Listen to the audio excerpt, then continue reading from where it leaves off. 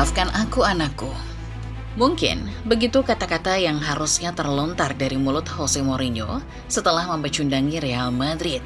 Los Blancos harus menerima kenyataan pahit setelah dibungkam Benfica 4-2 di matchday ke-8 fase Liga Champions. Padahal, tinggal satu langkah lagi saja mereka bisa mengamankan posisi di 16 besar. Si Elang sejatinya dalam kondisi sekarat ketika menjamu Madrid di kandang mereka, Estadio da Luz. Tetapi dalam kondisi mendekati ajal, di bawah komando Jose Mourinho, mereka justru melakukan comeback spesial yang membuat Madrid terpaksa menyerah. Seperti apa kronologi Mourinho kalahkan Arbeloa, sang anak muridnya? Sorting 11 Moment kali ini membahas comeback Benfica yang sukses lolos dari maut dan bikin Arbeloa menangis. Seperti apa kronologinya? Simak selengkapnya.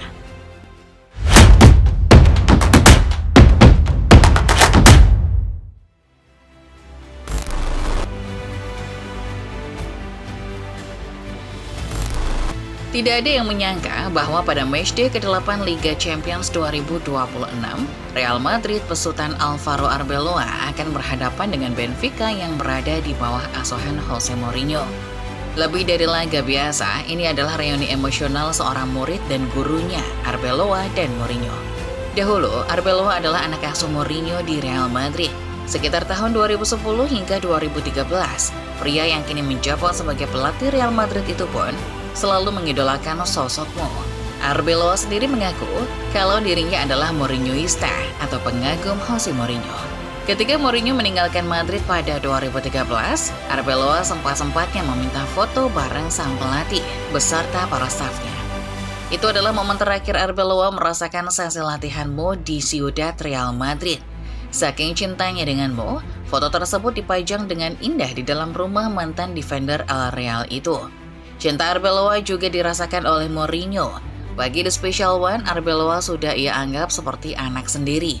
Dalam sesi konferensi pers jelang pertandingan, Mo memuji Arbeloa dan mendoakannya sukses bersama Real Madrid. Namun seperti biasa, Mo mengatakan, tapi untuk besok saya berharap hal buruk terjadi pada mereka. Kisah tadi menggambarkan bahwa Arbeloa dan Mourinho adalah dua sosok yang sangat dekat. Dulu, Arbeloa yang telah memainkan 122 pertandingan bersama The Special One, mungkin tak menyangka kalau kini ia akan beradu taktik dengan sang guru.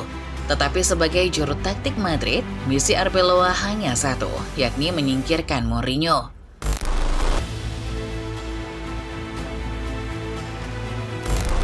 Jose Mourinho tampak santai ketika berbicara di hadapan awak media saat sesi jumpa pers sebelum laga.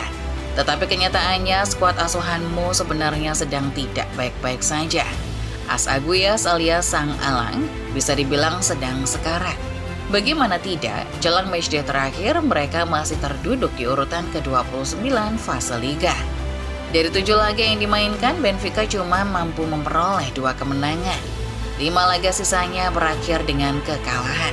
Kondisi tersebut membuat Sang Elang ibu kota tak pernah masuk zona playoff. Singkatnya, matchday ke-8 bakal jadi partai hidup mati, penentu napas Benfica di kompetisi Liga Champions musim ini. Naasnya, dalam kondisi sekarat dan hampir tersingkir, Benfica harus berhadapan dengan Real Madrid yang notabene adalah penguasa Liga Champions. Seperti kita tahu, Madrid adalah pemilik gelar terbanyak kompetisi ini dengan torehan 15 gelar. Selain kalah secara trofi, dilihat dari skuad dan kualitas pemain, Benfica juga kalah telak melawan wakil Spanyol. Tetapi Mourinho merasa tak gentar menghadapi mantan timnya itu. Saya tak bisa menilainya, karena sebagai pelatih saya belum mengenalnya. Saya cuma melihat hasil, tak tahu apa yang terjadi padanya di tim muda Madrid.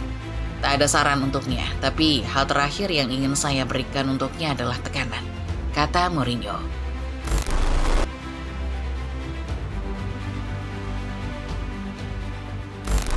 Di atas kertas, walau pelatih yang mengomandoi Benfica adalah Jose Mourinho, laga matchday ke-8 diprediksi akan berjalan sulit buat wakil Portugal. Tetapi siapa sangka dalam kondisi tak diunggulkan inilah, Mourinho memperlihatkan kualitasnya. Benfica mampu memberikan perlawanan alot buat klub 15 UCL itu. Madrid memimpin lebih dulu via heading Kylian Mbappe. Namun di menit 36, Benfica berhasil menyamakan kedudukan melalui sebuah serangan kilat khas permainan Mourinho. Andrea Šaldirup sukses menanduk bola kiriman Vangelis Pavlidis. Publik Estadio da Luz bergemuruh menyambut papan skor yang berubah menjadi 1-1. Benfica mendapat peluang emas melalui titik putih pada penghujung babak pertama. Aurelien Tchouaméni menjatuhkan Nicolas Otamendi di area terlarang, membuat wasit menunjuk titik putih. Pavlidis yang maju sebagai eksekutor tidak kesulitan menunaikan tugasnya untuk getaran celah gawang Thibaut Courtois. Memasuki babak kedua, Šaldirup kembali menunjukkan kelasnya dengan gol solo, membawa skor menjadi 3-1 untuk Benfica. Kylian Mbappe sempat memperkecil ketertinggalan Madrid pada menit ke-58. Namun, setelah lahirnya gol tersebut, Madrid kehilangan arah untuk bisa membongkar pertahanan rapat Benfica.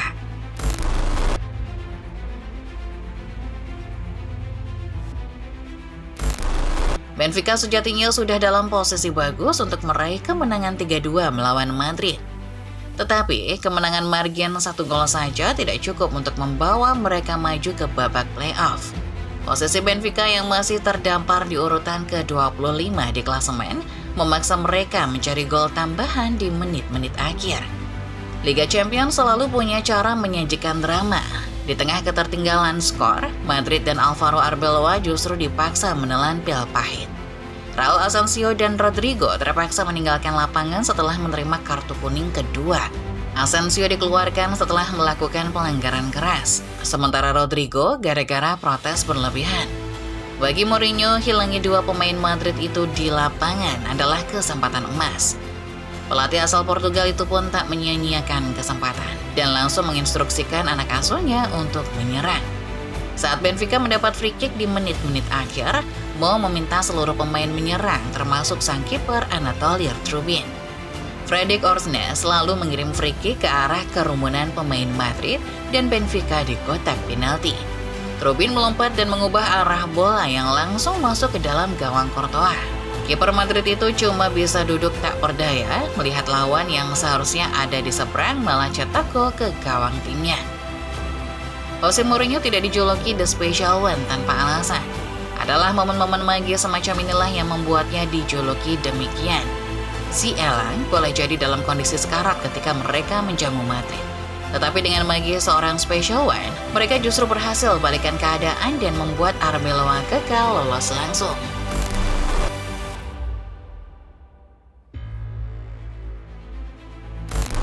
Dengan hasil dramatis 4-2 atas Real Madrid, Benfica pada akhirnya memastikan diri lolos ke babak playoff UEFA Champions League 2026. Bagi mereka ini adalah kesuksesan luar biasa. Tetapi bagi Madrid ini adalah pukulan telak. Madrid yang sebelumnya ada di posisi ketiga kini terlempar ke urutan 9 dan gagal lolos lewat jalur istimewa. Benfica yang sekarat berduel melawan Madrid dengan gagah berani. Hasil akhirnya seolah menggambarkan sang Elang berkata pada sang Raja UCL, "Ikutlah ke neraka bersamaku." Faktanya memang demikian. Madrid dan Benfica kini harus berjuang di babak playoff lebih dahulu untuk bisa maju ke babak 16 besar. Gambaran ke neraka tadi bukan isapan jempol, karena Madrid memang berpotensi bertemu Benfica lagi di babak ini. Sesuai dengan format undian playoff, tim dengan peringkat tertinggi akan berjumpa tim peringkat terbawah. Madrid yang finish di urutan ke-9 punya calon lawan peringkat 24 atau 23. Madrid ada dalam bagian yang sama dengan Inter Milan. Itu artinya salah satu di antara mereka akan bertemu Benfica di babak playoff. Selain Benfica, Madrid juga berpotensi bertemu Bodo Glimt, tim yang sebelumnya berhasil menekuk Manchester City. Lawan yang menanti di babak 16 besar nanti adalah antara Man City atau Sporting CP. Real Madrid awalnya superior dan diprediksi bakal menang mudah melawan Benfica. Namun, bagi The Special One Jose Mourinho, sepak bola bukan cuma soal peluang, melainkan soal semangat juang. Pasukannya berhasil mengirim Madrid ke neraka terlebih dahulu dan berpotensi berjumpa mereka kembali untuk merebut tiket babak 16 besar. Perjalanan menuju babak 16 besar masih panjang.